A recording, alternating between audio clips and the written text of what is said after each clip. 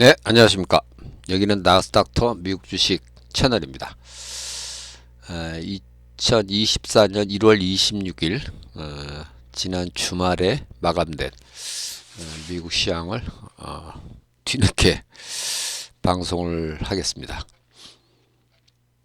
이날 시장은 다우는 이제 소폭 상승을 했는데 지수는 대체적으로 좀 하락을 했고요. 그래서 전체적으로 보면 이제 그 대형주는 약보합, 중소형주는 강보합, 뭐 이 정도로 마감이 됐다. 이렇게 이제 평가를 할 수가 있고요. 기술주들이 좀 대체로 부진했고 기술주 중에서 특히 그 반도체주가 많이 떨어졌다. 이제 반도체는 이제 1월 25일 목요일 날 장 끝나고 인텔하고 KLA 코퍼레이션 요 이제 두 개가 실적 발표가 있었는데요. 요게 이날 이제 금요일 날 이제 반영이 됐죠, 주가에. 그래서 인텔이 하락률 1위, KLA 코퍼레이션이 이제 하락률 2위. 그거를 포함해 갖고 뭐 글로벌 파운더리, 어플라이드 머티리얼이, 램 리서치, 마이크로칩, 마블 테크놀로지, 퀄컴. 이 하락률 상위 10개 중에서 8개가 무려 반도체입니다. 그래서 이날 뭐 필라델피아 반도체 지수가 2.9%나 떨어졌고요. 사실은 뭐 인텔 경우는 시가총액이 뭐 2천억 불 내외 정도밖에 안 되는데요. 그 사실은 이제 전날 그 1월 25일 날은 이제 테슬라가 시가총액이 6천억 불이 넘는 테슬라가 12%가 빠졌는데도 이날은 지수가 상승을 했거든요.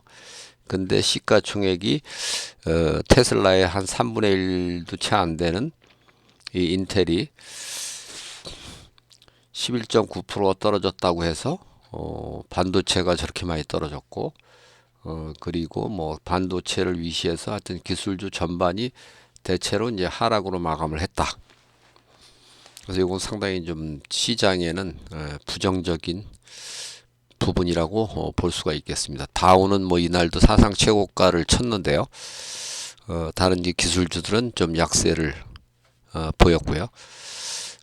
다우가 이제 그 상승으로 마감할 수 있었던 거는 이제 아메리칸 익스프레스가 또 상승률 1위입니다. 저게 다우 30개 종목에 포함되어 있죠. 아메리칸 익스프레스. 저것도 아마 이제 뭐 실적을 이제 좋게 발표했다는 얘기죠. 이날 보면은 다우 종목에서 이제 주가가 가장 높은 그 유나이티드 헬스 그것도 1.99%가 상승을 했고 그래서 다우 전체적으로 보면 이제 15개가 상승을 했고 15개가 하락을 했다. 근데 이제 상승이 좀 큰 게 많았다는 거죠. 근데 물론 이제 다우도 시가총액식으로 계산하면 하락입니다, 이날. 0.32%가 이제 하락을 했다는 얘기고요. 요게 이제 다우 평균으로 하니까 0.16%가 이제 상승을 했다는 얘기인데요. 뭐 어쨌든 뭐 다우 지수 계산 방식이 그런 거니까 다우는 어쨌든 이제 상승으로 마감할 수가 있었는데 이 반도체 인텔은 이제 과거에는 뭐 시총이 상당히 큰 저기 한때는 뭐 시총 1위도 간 적도 있고 그렇거든요. 2000년대 초반에는 인텔, 시스코 이런 게 이제 시총이 상당히 컸었는데요. 그 당시는. 근데 지금은 뭐 시총 뭐 이게 인텔이면 1800억 불 같으면 시총이 뭐 형편없죠. 지금은.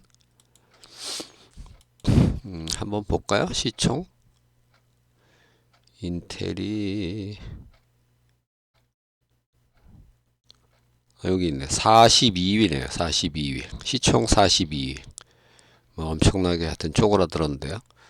시스코도 37위밖에 안 되고 인텔은 42위고 엄청나게 하여튼 축소가 됐고요.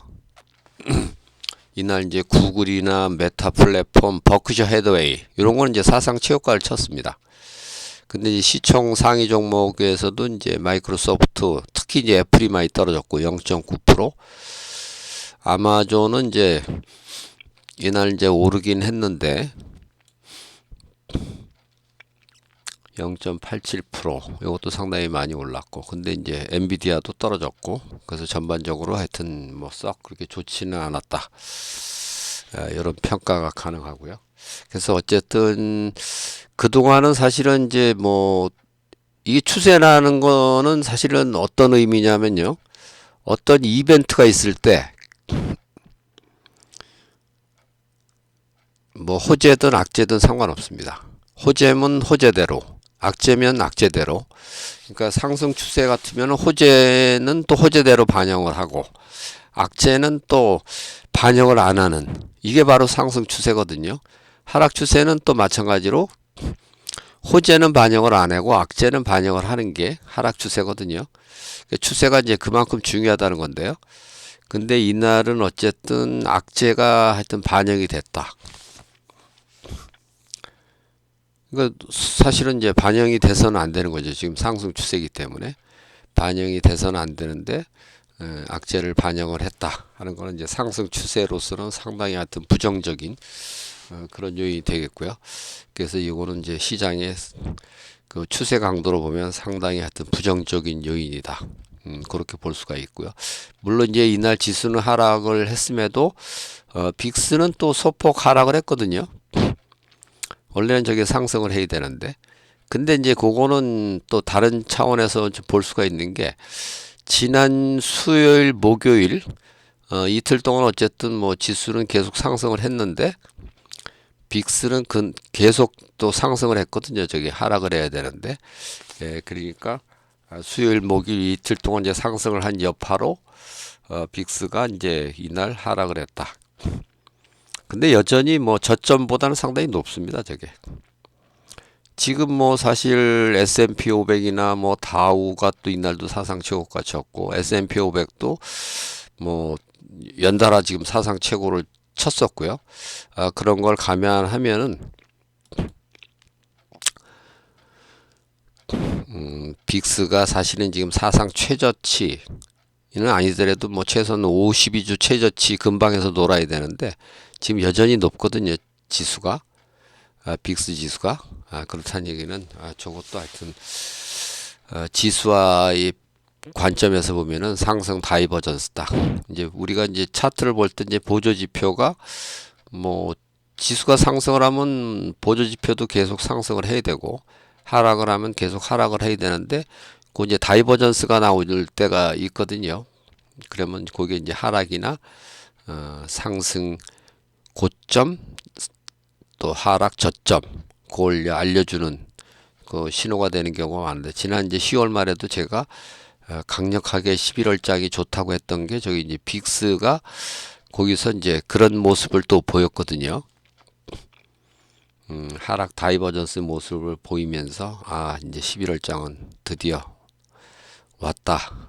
그렇게 보고 제가 이제 강력한 상승장을 외칠 수가 있었는데요. 그거로 보면은 빅스는 여전히 계속 상승 다이버전스가 뭐 계속 출현을 하고 있기 때문에 그거로 봐도 이제 조만간 지수는 이제 떨어지는 게 불가피하다. 그러니까 지난 이제 목요일장 마감 시황에서도 이제 조정이 임박했다. 그런 말씀을 드렸고요. 이날 마감 시황으로는 이제 드디어 조정이 시작되다. 그런 표현을 할 수가 있겠습니다. 그렇다고 뭐 이제 조정이 시작된다고 그래서 뭐 당장 큰 하락 조정이 나온다는 의미는 아니고요.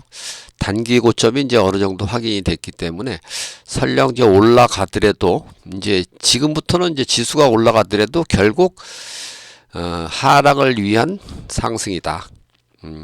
그런 표현을 할 수가 있겠고요. 근데 이제 이날 경제 지표 중에서 이제 PC 개인 소비 지출 물가 지표가 이제 발표가 됐는데 상당히 이제 긍정적으로 발표가 됐거든요. 여기 보면은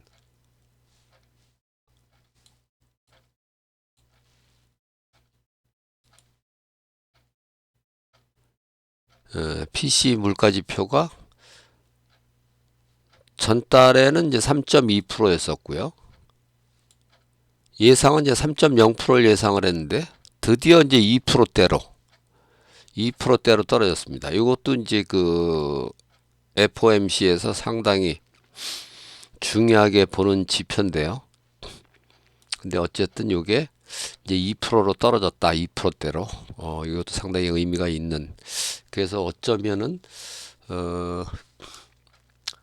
3월달 FOMC에서 요게 이제 뭐 PC 물가지표 또 있고 이제 앞으로 뭐 CPI 지표라든지 뭐 PPI 지표 그다음에 뭐 고용 지표 이런 게 이제 앞으로 이제 계속 발표가 될 텐데요.